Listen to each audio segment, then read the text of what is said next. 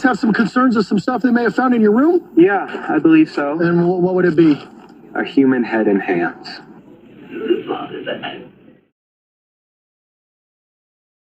In 2021, the police arrested 19-year-old Brian Cohee. They had discovered the body of Warren Barnes, who was 69. The heinous crime involved Cohee decapitating, dismembering, and mutilating Mr. Barnes's body, then bringing some of his body parts back to his home, where they were discovered by his mum.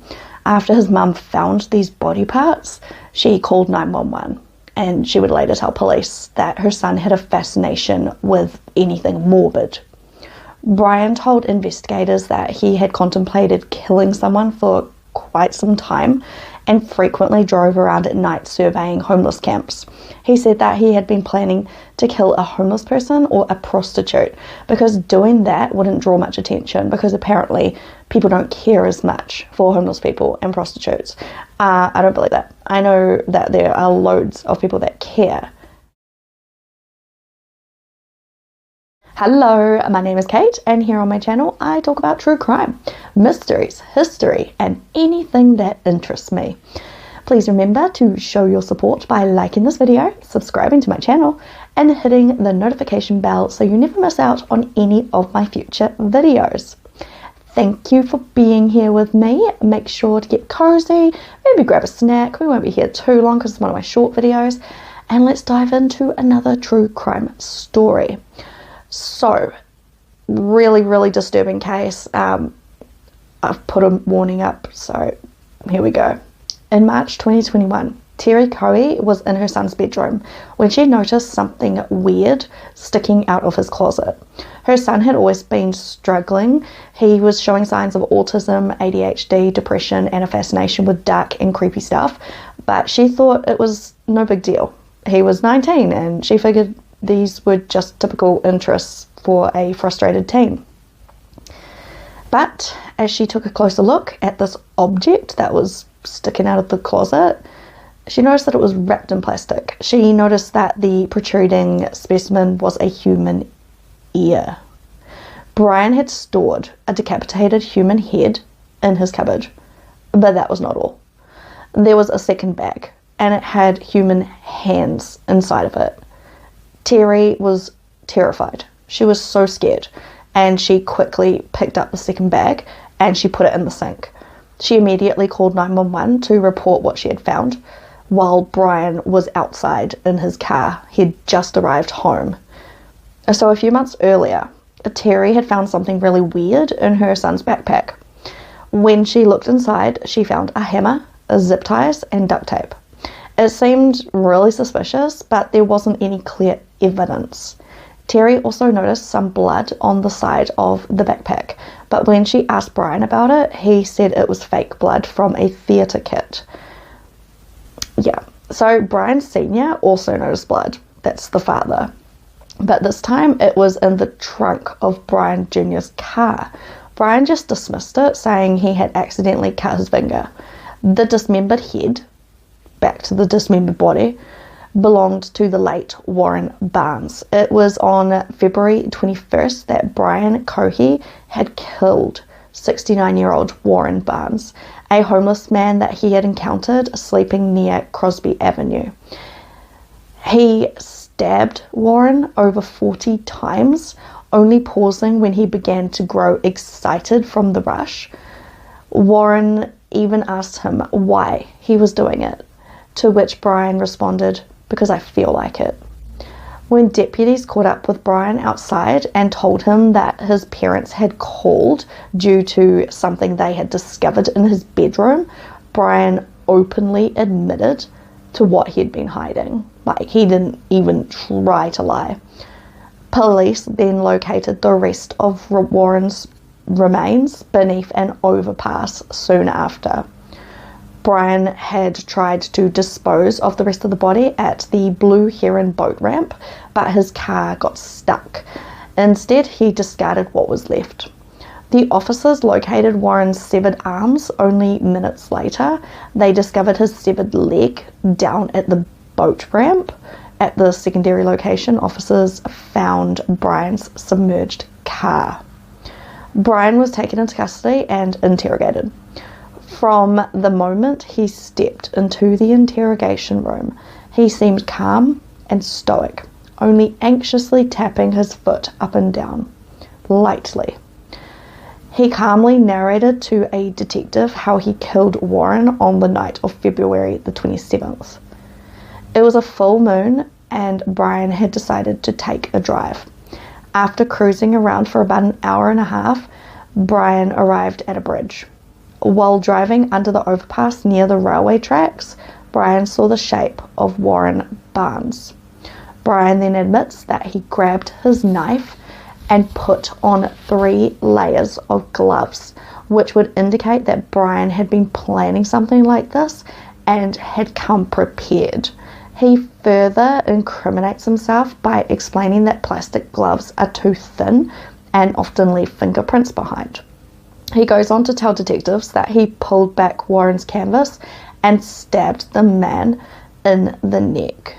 Oh my god.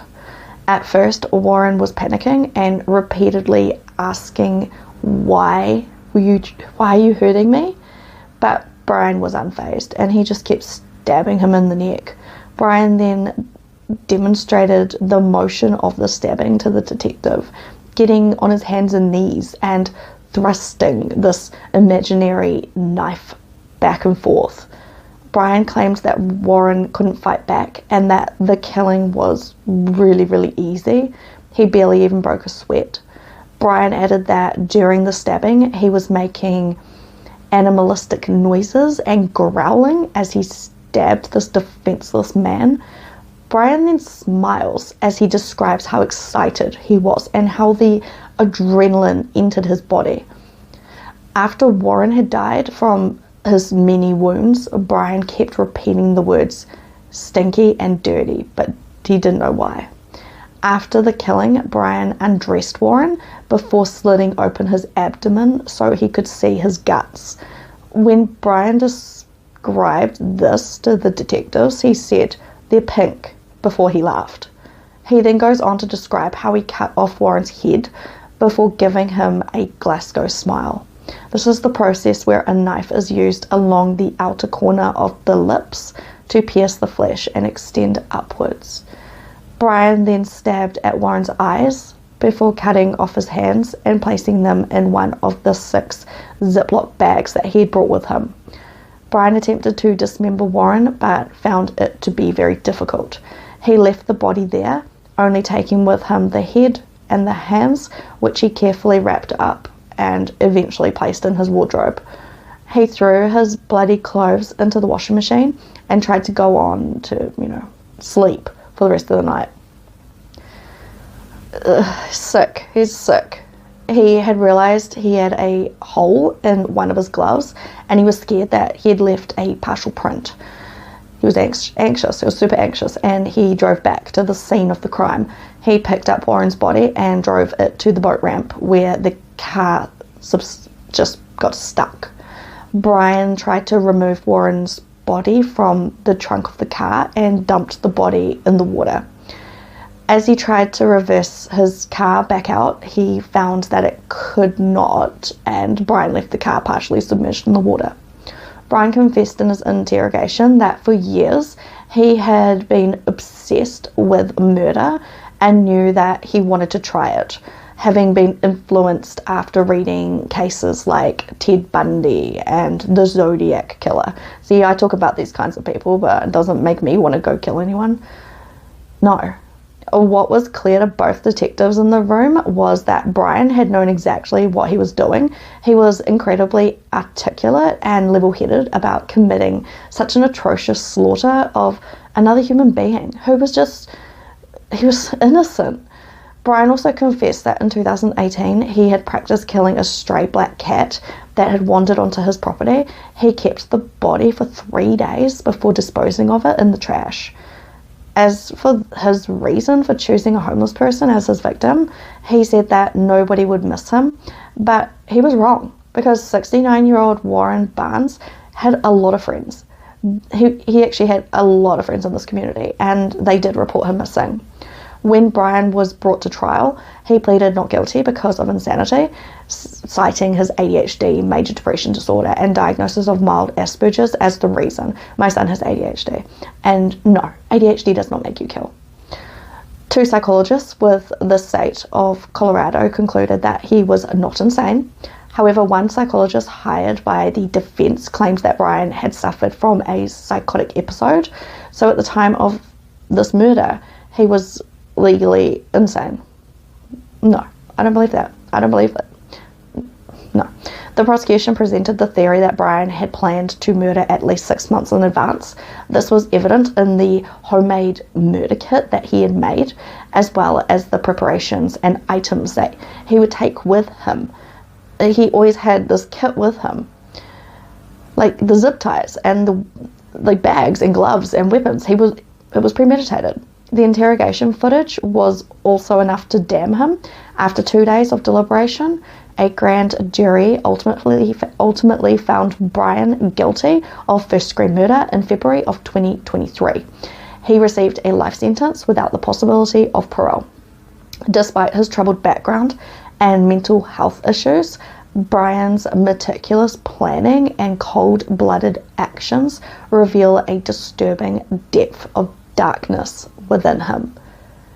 His detailed confession, coupled with his prior fascination with notorious criminals, paints a picture of a young man who was not only aware of his actions, but also seemingly detached from the gravity of his crimes.